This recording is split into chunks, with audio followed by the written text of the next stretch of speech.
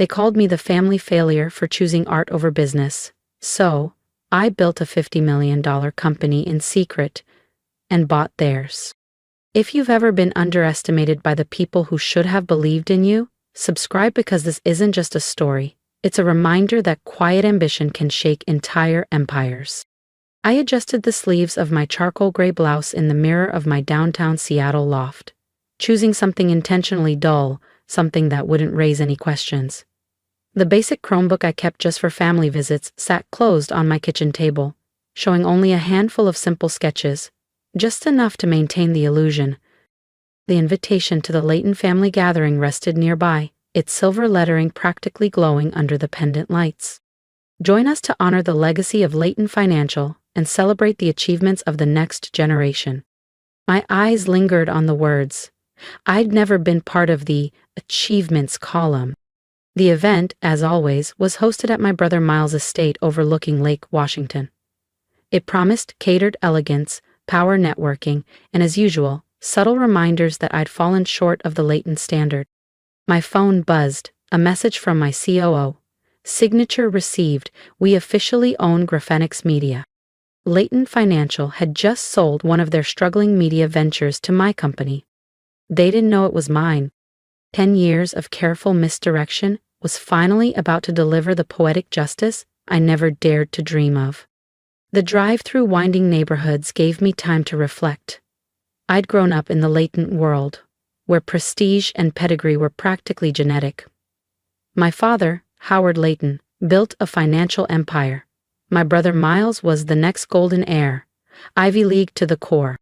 And then there was me, Elena, the odd one, the daughter who sketched storyboards instead of studying investment strategies.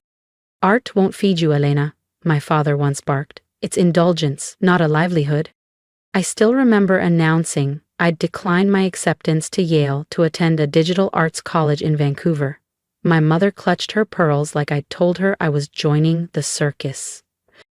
What they never knew was that while I studied visual storytelling, I also quietly earned a certification in entrepreneurship.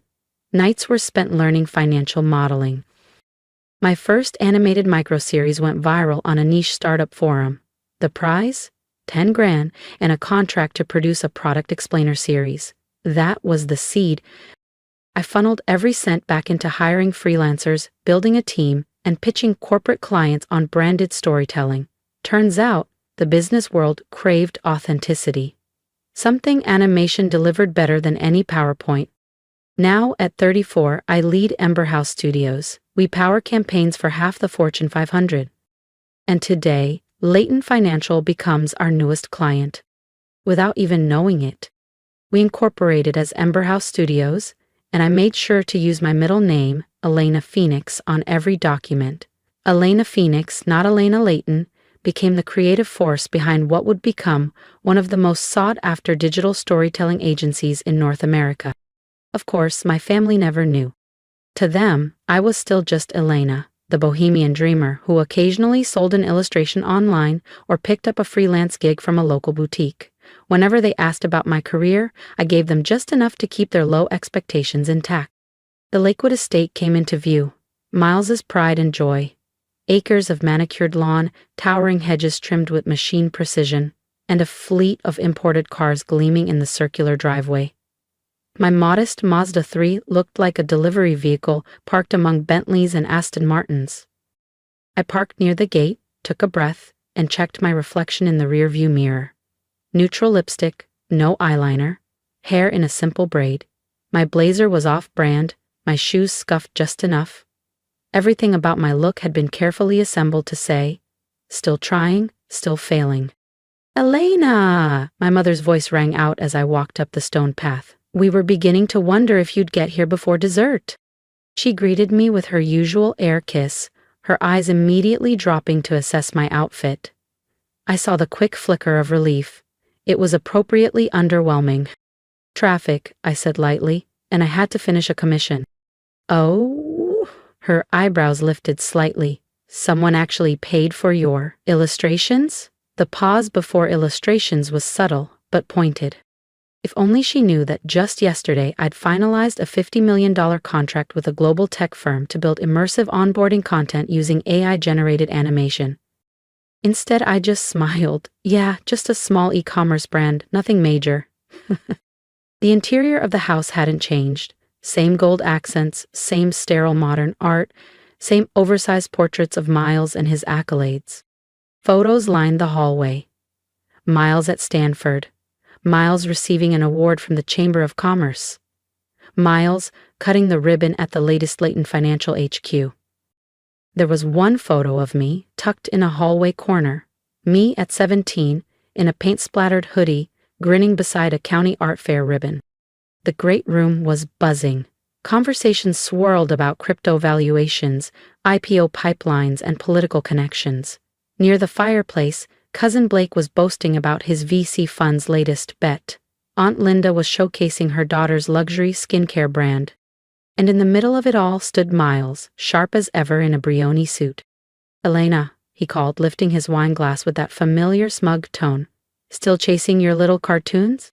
If you've ever been underestimated by the people who were supposed to believe in you, hit that subscribe button, because in the next part, Elena's quiet revenge finally comes to light, and it's nothing short of legendary. I'm so glad you could take time away from your art to join us."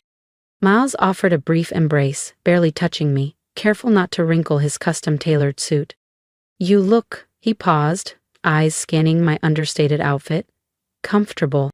"Thanks," I replied, tugging gently at the hem of my off-the-rack Target dress, playing the role he expected.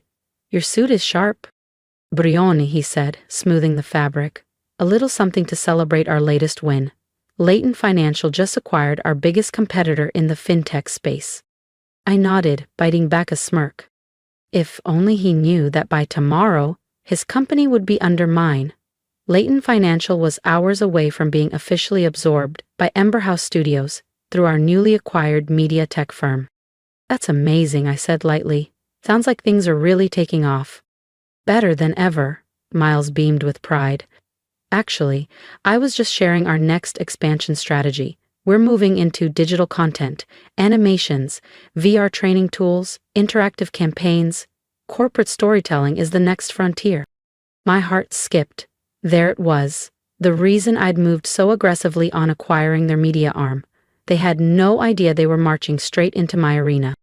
"Animation?" I asked innocently. "Sounds complicated." Miles chuckled, his voice just a little too loud. "Oh, Elena, it's just business.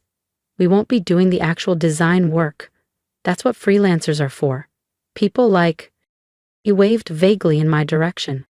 Relatives had started to gather around, drawn by his laughter and the scent of superiority.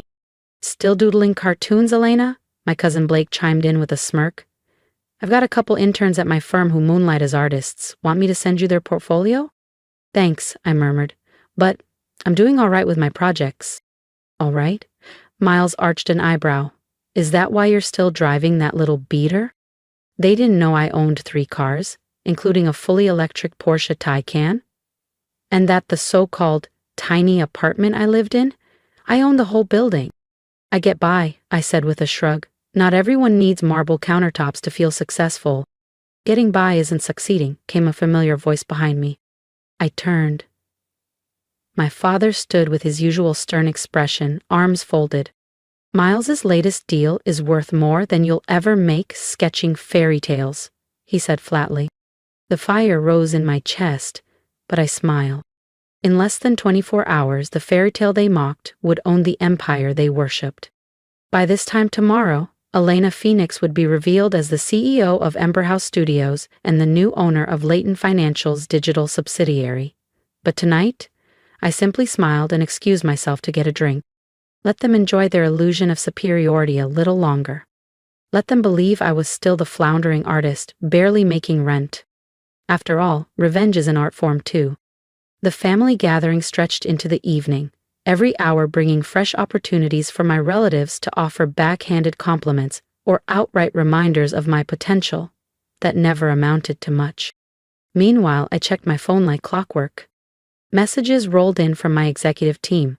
Press release cleared by legal.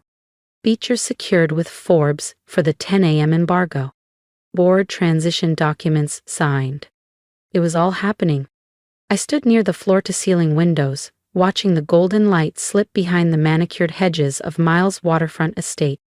That's when my father approached, swirling a glass of his favorite 18-year Highland Scotch, the same brand I kept stocked in my corner office in downtown Seattle. "Elena," he began, voice steeped in that signature disappointment.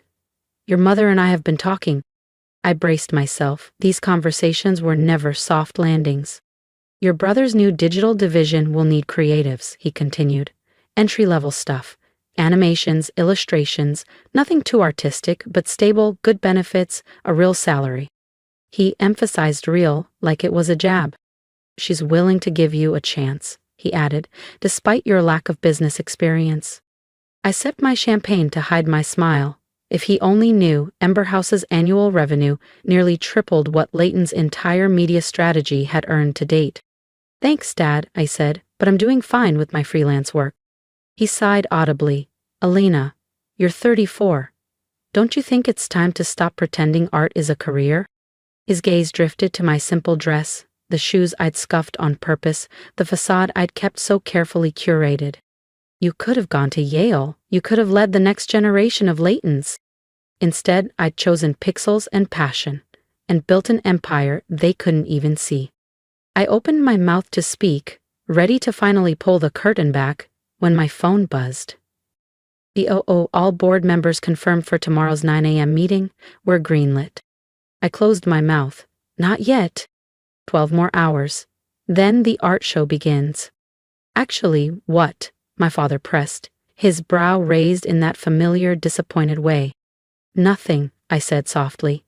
"You're right. I made my choices." He shook his head and walked away, leaving me standing by the window as the final rays of sunlight faded behind the Douglas firs lining the lake. Across the room, I heard Miles's laugh rise again, sharp, performative. "Lena's always marched to the beat of her own drum," he was saying to Aunt Linda. "Some people just aren't built for real success. But hey, at least she's finally humble enough to accept help." I glanced at my watch. 7:30 p.m. 14 hours. That's all that stood between this moment and the shift that would change everything. The rest of the evening passed in a blur of polite condescension and patronizing offers. Blake, always smug, offered to teach me basic accounting. Aunt Linda suggested her daughter could help me set up a real portfolio site. Even my mother pulled me aside to show me job listings for junior graphic designers. Through it all I nodded, smiled, and played my part, the quiet, harmless underachiever in their overachieving world. But beneath the surface, I was ticking off the minutes. As the party wound down, Miles found me near the coat check. "I hope you'll give Dad's offer some real thought," he said, his voice syrupy with false kindness. "We'll start you at entry level, just simple design work for internal decks and training guides, nothing overwhelming." I thought of my corner office overlooking Seattle's skyline, of the 200-plus employees at Ember House, of the projects we were developing with tech giants and Hollywood studios. "I'll think about it," I said smoothly. "Don't take too long," he warned. "Once we go public with our digital expansion next week, we'll be flooded with applications. I'm only offering this because you're family." He handed me my coat. "Oh," he added, eyeing my outfit, "and if you do come on board, we'll need to update your wardrobe. That dress is a bit casual. You'll want to look more professional." I looked down at my carefully chosen outfit. Modest, outdated, deliberately unremarkable.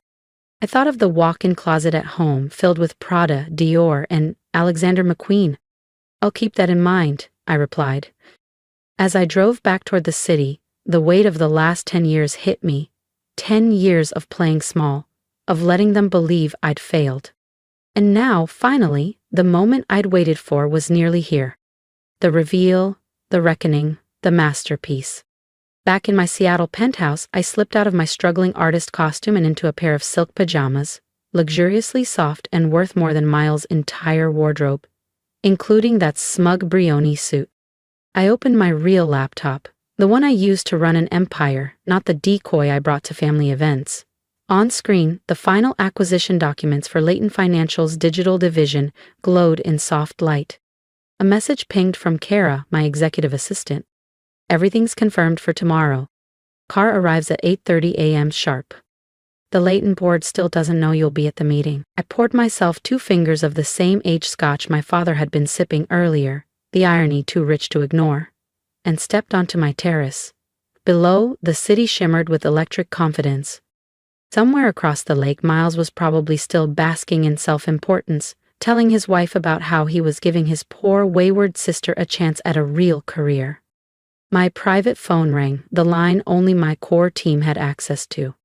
It was Marcus, my COO and oldest business partner. "Elena," he said, voice steady, "just confirming you're in for tomorrow. Once we go public, it all changes." "My family?" I asked softly. "They'll finally know the truth," he said. "All of it," I finished. There was a pause. "You sure you want to do it this way? We could send a proxy. Keep your identity hidden a little longer." I stared out over the glittering skyline, thought about the decades of quiet dismissal, the offers of help, the pitying looks. "No," I said. "I want to see their faces when they realize exactly who they tried to pity." After hanging up, I lingered on the terrace, the wind cool against my skin. Every insult, every eye roll, every time I'd been underestimated, it had brought me here. Tomorrow, they'd see that the daughter they dismissed as impractical had quietly outbuilt them all, that success didn't have to wear a suit or speak in buzzwords. Tomorrow, Elena Leighton would disappear, and Elena Phoenix, CEO of Ember House Studios, would rise. I raised my glass to the skyline. The performance was over. The reveal was about to begin. The Leighton boardroom looked just like I remembered, mahogany, leather, and arrogance. I stood in the private elevator, now wearing a custom camel suit that cost more than 6 months of the entry-level salary Miles had so generously offered. "Ready, Miss Phoenix?" Marcus asked beside me. We had started together, from nothing. I checked my reflection in the mirrored elevator walls. "Let's make history," I said. Gone was the carefully constructed mask of the starving artist. Today, I looked every inch the CEO I truly was. Elena Phoenix in a tailored camel suit, heels clicking with purpose. "Ready?" I said to Marcus, just as the elevator doors opened onto the top executive floor of Leighton Financial. Inside the boardroom, Miles was holding court, gesturing enthusiastically as he spoke to the gathered board members. My father sat tall at the head of the table, polished and powerful in his signature navy suit. Neither noticed me at first, too wrapped up in a future they were certain belonged to them.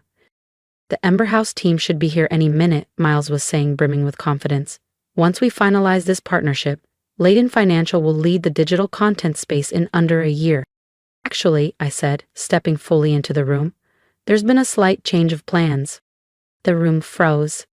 Miles stopped mid-sentence, his mouth parted slightly, caught off guard. My father slowly stood, a frown forming. "Elena? What are you doing here? This is a private board meeting." I smiled, calm and composed, and placed my briefcase on the table. "I know exactly what this meeting is. In fact, I'm the one who called it." "This is absurd," Miles snapped, snapping out of his shock. "Security? That won't be necessary," Marcus said, stepping in smoothly. "Miss Phoenix has every right to be here." "Phoenix?" Miles blinked. My first thought was that her name was Leighton. My second was that her name was Leighton. My third, "Professionally," I said, flipping open my briefcase, "I go by Elena Phoenix, the name I used to build Ember House Studios from the ground up." I began handing out packets, acquisition documents, final sale agreements, press materials ready for release. The color drained from my father's face as he read the heading. "Official transfer of Leighton digital assets to Ember House Studios." This can't be right." "Oh, it's very right," I said, moving to the far end of the table and taking my seat. My rightful seat. "Let me tell you a story," I said, "about a girl who loved art and business equally, who studied marketing at night while building animation by day, who saw what no one else did, a gap in the corporate storytelling space, and built a company worth over $100 million. Miles was pale as he flipped through the pages. His hands were trembling. "You're Elena Phoenix? You own Ember House? I nodded. The company you've been desperate to partner with has been mine for a decade. Since around the time you all decided I'd thrown my life away. But you live in a tiny apartment, Miles stammered. You drive a Mazda. I chuckled. I own the entire building that apartment sits in, and that Mazda, just my costume for family visits. I paused, meeting his stunned eyes. Would you have taken me seriously if I'd shown up in the Porsche Taycan? Would you have preferred I showed up in my Porsche? I asked, lifting an eyebrow. One more thing to assume I couldn't possibly afford? My father was still staring down at the documents, specifically the page showing Ember House Studios' current market valuation. All this time, he murmured. All this time? I echoed, my voice calm but resolute. Every holiday, every birthday dinner, every backhanded compliment about following my passion, every comparison to Miles's real success. While you were underestimating me, I was building something bigger than Leighton Financial ever dared to be. Why? Miles demanded, his voice rising. Why hide it? Why let us believe you'd failed? Because you never would have respected it, I said sharply. You would have tried to absorb it, rebrand it, fold it into your empire, strip it of its soul and call it progress. I needed space to build it on my terms. I stood, adjusting my blazer with quiet authority. And now, as of 9 a.m. this morning, Ember House Studios is the legal owner of Leighton Digital. We'll be restructuring immediately, prioritizing innovation, not inheritance. I turned toward my brother. Miles, your position as CEO will be dissolved. You're welcome to apply for a role in our creative development team. I looked to my father. You'll be moved to an advisory capacity until your retirement next month. The silence that followed was complete. Even the board members, who normally clung to every word my father spoke, sat frozen in disbelief. You can't do this, Miles finally stammered. Actually, I said, pulling out my phone, I already have. The board approved the sale last week. They just didn't know I was the buyer. My phone buzzed right on cue. I turned the screen toward the table. The New York Times, live. The artist behind the empire, Elena Phoenix, reveals herself as CEO of Ember House Studios in shocking acquisition of Leighton Financial's digital arm. Oh, and about that entry-level position you offered me yesterday, I added, turning to Miles. I'll have to pass. I'm afraid I'm a bit overqualified. The next hour blurred by in signatures and stunned expressions. My father sat in silence, staring at the long, polished table, now under my command. As the boardroom emptied, leaving only us, Miles finally spoke, voice hollow. All these years, he said, you let us think you were failing. You let us pity you. No, I corrected, meeting his eyes. You chose to pity me. You saw what you wanted to see, the disappointment, the failure. You never once imagined I could be more. My father rose slowly from his chair, looking older, smaller than I had ever seen him. Ella, save it, I said gently. I didn't do this for revenge. I met his gaze. I did it because it was the right business decision. Ember House needs Leighton's infrastructure to scale, and Leighton Financial? It needs our innovation if it wants to survive the next decade. I gathered my folder, clicking it shut. There's a dinner tonight at Canlis to formally announce the merger. I trust you'll both attend. They nodded wordlessly, still reeling. Good. I stepped toward the door. Oh, and Miles? I paused, letting the moment settle. Next time you talk about dressing professionally, maybe think about who's sitting at the head of the table. The elevator doors slid shut behind me. The ride back to the Phoenix building, my company's glass-clad headquarters overlooking Elliott Bay, was quiet. Marcus didn't speak. He knew I needed space to process. It wasn't until we returned to my penthouse-level office that he asked, "Feel good?" I stepped to the window, watching sunlight glance off the water, the Space Needle in the distance. "It feels right," I said softly, "like finishing a canvas I started a decade ago." My phone buzzed again. And again. A flood of messages. Cousin Blake, who once offered to help me network, now wanted to schedule a meeting to discuss his VC fund. Aunt Linda had emailed asking if her daughter could apply for a design internship. Even my mother had texted, "Why didn't you tell us?" I left them unread. They could talk to me tonight, when I was no longer the family failure but their equal, or maybe more. Instead, I opened my laptop and began writing a speech. Tomorrow I'd address Latent Digital's employees. I wanted them to know that while change was coming, their futures were safe, if they were willing to embrace creativity, not just legacy. Then another message came in. From Miles. "I need to understand, please, can we talk before dinner?" I thought about it for a moment, then typed my reply. "Come by my office, the real one, Phoenix Building, 35th floor. Security will be expecting you." An hour later, Miles stood in my office, stiff, uncomfortable. His eyes wandered across the room, the wall of original artwork, the clean architectural lines, the commanding view of Seattle's skyline. All the signs of a life he never imagined I'd built. "Why?" he asked. "Why what?" I replied. "Why did you hide this? Why did you buy Layton? Why let us all believe you'd failed?" "All of it." I gestured for Miles to take a seat. "Because you and Dad never would have accepted my success on my terms," I said. "You would have reshaped it, repackaged it, forced it into your definition of achievement, board meetings, profit margins, a rigid corporate mold." I shook my head. But Ember House thrived because it wasn't traditional. We innovate, we tell stories, we lead with vision, not just spreadsheets. "But we're family," he said a little too defensively. "We could have helped." "Like you helped yesterday," I raised an eyebrow, "by offering me an entry-level design job out of pity? That's not help, Miles. That's control." He had the decency to look embarrassed. "I never knew," he admitted quietly. "I never even suspected." "Because you never looked," I said simply. "None of you did. You saw what you expected. The flaky sister who traded stocks for sketches. You never stopped to think that maybe art and ambition aren't mutually exclusive." He turned toward the window, the skyline reflected in the glass. "What happens now?" "Now," I exhaled. "Now we move forward. Latent Digital becomes part of Ember House. We create something new. If you're willing to learn, to adapt, there may be a place for you.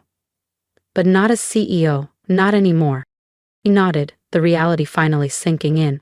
"You're not just my little sister anymore, are you?" I gave a small smile. "I never was. You just never saw who I really was." That evening, standing before our extended family at Canlis, I raised my glass. "To new beginnings," I said, "and to the art of success." Later, back in my penthouse, I opened an old sketchbook, the same one I'd carried through college. On the last page, in fading ink, was the quote that had carried me through. "The greatest art lies in hiding your mastery until the perfect moment of revelation." I smiled and closed the book. My masterpiece was complete. If you've made it this far, thank you for walking with me through the silence, the struggle, and the triumph. My name is Elena Phoenix, and for 10 years I was the family failure, the dreamer, the artist who never quite fit. I watched from the sidelines as my family built legacies, while I quietly built mine in the shadows. But today, I stand in the light, not to gloat, but to remind you, you don't have to prove your worth on anyone else's terms. If this story resonated with you, if you've ever been told your dreams were too small, too impractical, too different, I want to hear from you. Leave me a comment below. Talk to me, not just the character. What would you say to someone who's just now beginning their own silent climb? What would you tell the version of yourself that almost gave up? I want this space to be more than a story. It should be a community of people who know what it's like to be overlooked and to rise anyway. And here's my advice, from one underestimated soul to another. Let them misunderstand you. Let them doubt. Use it as fuel, not to prove them wrong, but to prove yourself right. Build in the quiet. Grow in the dark, and when the time comes, emerge with something so powerful, they'll wonder how they never saw it coming. If you believe stories like this matter, subscribe to the channel. Share it with someone who's silently fighting for their dream. We need more stories where the underdog doesn't just survive, but thrives. Because success doesn't always wear a suit. Sometimes it wears paint-stained hands, or late nights and quiet confidence. Sometimes it looks like you. So, to anyone out there building in silence, keep going. The masterpiece isn't just the work you're creating, it's who you're becoming. And when your moment finally comes, make sure they hear every brushstroke.